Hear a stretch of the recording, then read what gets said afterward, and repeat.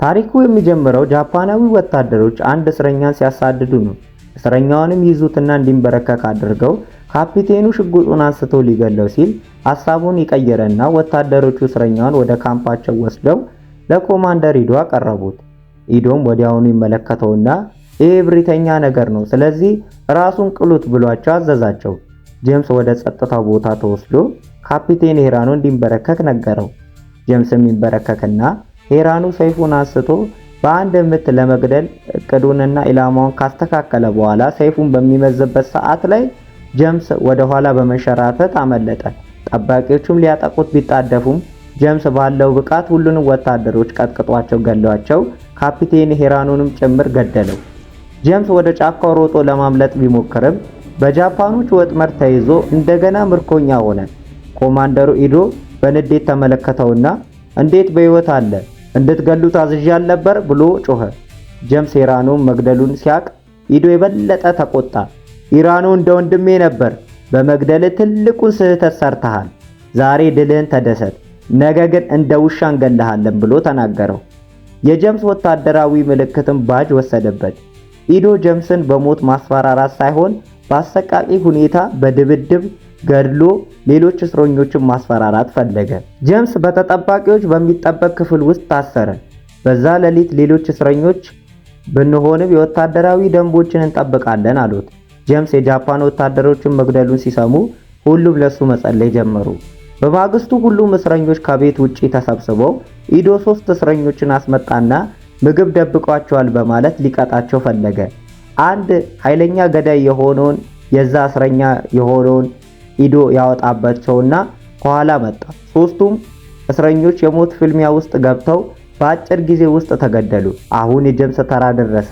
ኢዶ አንዳችሁ እስክትሞቱ ድረስ ተዋጉ አለ። ተዋጊው ጄምስን ንቆት ወደፊት ሲመጣ ጄምስ ግን በአንድ ቡጢ ከመሬት ጋር አላጥፎ ከዛ በኋላ ተዋጊውን በቡጢ ደበደበውና ወዲያው ገደለው። ጄምስ የካምፑን ምርጥ ተዋጊ እንደ በረሮ ገደለው። ኢዶ በንዴት ተንጨረጨረና ይህ እስረኛ እንደሌሎቹ አይደለም፣ ዛሬ ባይሆን ነገ ዋጋውን ይከፍላል አለ። በማግስቱ እስረኛው ገብርኤል ጄምስን በእጅ ድንጋይ ሳትይዝ የትኛውን የማርሻል ጥበብ ተጠቅመን የገደልከው ብሎ ጠየቀው። ጄምስ ከእስረኞቹ ካፒቴን ኮሊን ጋር ተገናኘ። ኮሊን እግሩ በፍንደታ ስለተጎዳ መራመድ ይቸግረዋል። ኮሊን ጄምስን የት እንደሰለጠነ ሲጠይቀው ጄምስ በሆንግ ኮንግ፣ ታይላንድ እና ጃፓን ስልጠና ወስጃለሁ ብሎ መለሰ። ኢዶ ጄምስን አስጠርቶ የኛን የትግል ዘዴ ከየት አገኘ አለው። ጄምስ በቀጥታ አልመለሰለትም። ከኢዶ ጋር ያየውን የአባቱን ምልክት እንዲመልስለት ጠየቀ። ኢዶም ለመቅጣት ፊቱን በሰይፍ ወጋውና ነገ ትሞታለህ ብሎ አስፈራራው። በማግስቱ ጄምስ ለሌላ ፍልሚያ ሲወጣ ህዝቡ ስሙን ጮሆ በዚህ ጊዜ ውድድሩ ፍትሃዊ አልነበረም፣ የጃፓን ተዋጊዎች በሙሉ በአንድ ጊዜ እንዲያጠናቅቁት ተደረገ። ጄምስ ግን ዝግጁ ነበር። እየተዋጋና እየደበደበ ብዙዎች እንዲያመልጡ አደረገ። በመጨረሻ ላይ አንድ ተዋጊ ሊገለው ሲል ህይወቱን ተወለት። ኢዶ ተናደደ። የጄምስ ጀግንነት ለሌሎች እስረኞች ተስፋ መስጠቱ አልተዋጠለትም። ኮሊን ጄምስን ለምን አልገደልከውም ሲለው እሱም ልክ እንደኛ ያዛዡን ትዕዛዝ የሚፈጽም ሞት የማይፈልግ ሰው ነው ብሎ መለሰለት።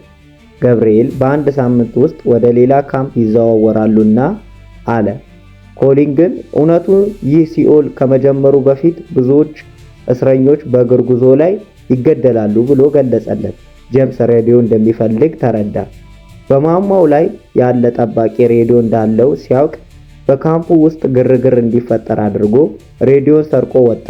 ጄምስ በድብቅ ሬዲዮን ይዞ ሳለ ቴአ የምትባል ነርስ አየችው። ጠባቂዎች ነርሷን ሲያዋርዷት ቢያይም ሊረዳት አልቻለም። እስረኞቹ ሬዲዮን ሰብስበው አስቀመጡት። ሲግናል ብንልክ ይይዙናል ብለው ሲሰጉ ጄምስ ግን ብዙ ሬዲዮ ስላላቸው አንዱ ቢጠፋ አይጨነቁም ብሎ አረጋጋቸው። በማግስቱ ኢዶ አንዳንድ እስረኞች ከካምፕ ውጭ ገብተው ወታደሮችን እንዳጠቁ አውቋል ብሎ ኮሊንን ጠቆመ። አንድ እስረኛ ተይዞ የጓደኞችን ስም እንዲናገር ሲገደል ተናገረ። ኢዶ ግን ቃሉን አጥፎ ሁለቱንም ገደላቸው። በዛው ሌሊት ጄምስ ከሌላ እስረኛ ጋር በካምፕ ውስጥ የማይታይ ስፍራ እንዳለ ተረዳ። ጄምስ ሬዲዮን ይዞ ወጣና በጫካ ውስጥ ሲያዳምጥ በኖቫ ቋንቋ የሚናገሩ ሰዎችን ሰማ። ጄምስ እንደጠፋ ያወቀው ወታደርም ዝም ብሎ ካምፑን ለቆ ወጣ። በማግስቱ ጄምስ ለኮሊንና ለገብርኤል አሜሪካኖች ቅርብ ናቸው፣ በኖቫ ሲያወሩ ሰማው አላቸው። ጄምስ ተንሸራታቹን አውሮፕላን ግሊደር እንዳየና በሌላ አውሮፕላን እንዲጎትቱት እቅድ አወጣ።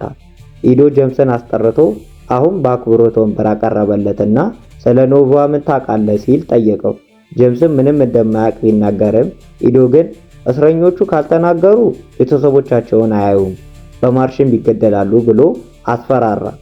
ኢዶ ጄምስን ሊገለው አይችልም፣ በቅርብ ጊዜ ልንጠቃ እንችላለን አለ ኢዶ። በማግስቱ ወታደሮች ጄምስን በዱላ ደብድበው ደከመ ባለበት ሁኔታ እንዲዋጋ አስገደዱት።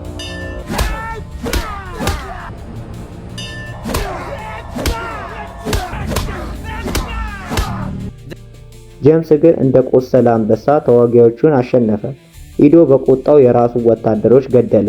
ጄምስ ቆስሎ ወደ ሕክምና ድንኳን ሲገባ ነርሷ ቴአ ኢዶ አሜሪካኖችን ከመምጣታቸው በፊት ሁሉንም እስረኛ ሊገድል እንዳሰበ ነገረችው።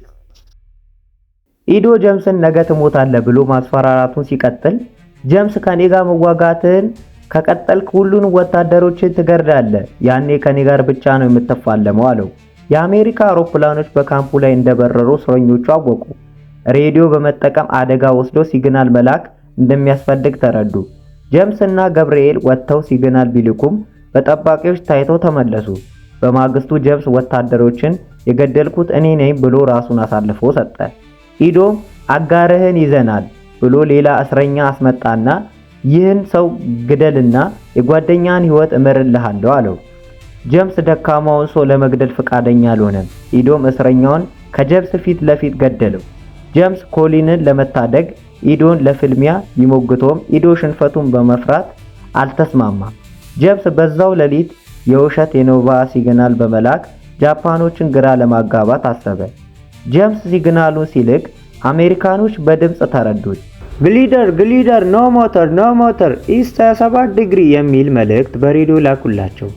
ሲመለሱም ጠባቂዎች ይዟቸውና ደብድቧቸው ጄምስ ከእንቅልፉ ሲነቃ አሜሪካኖች ካምፑን በቦምብ ማጥቃት ጀምረዋል። ጃፓኖችም እስረኞችን መግደል ጀመሩ። ነርስ ቴአ ወደ ጄምስ ስትመጣና እጁን ትፈታለትና ጄምስ በሩን ከፍቶ እስረኞችን ሲታደግ እንመለከተዋለን። ኮሊን ከጃፓን ካፒቴን ጋር እየተዋጋ ነበረ። ሊያሸንፍ ሲል ከኋላ በጥይት ተመቶ ወዲያው ሞተ።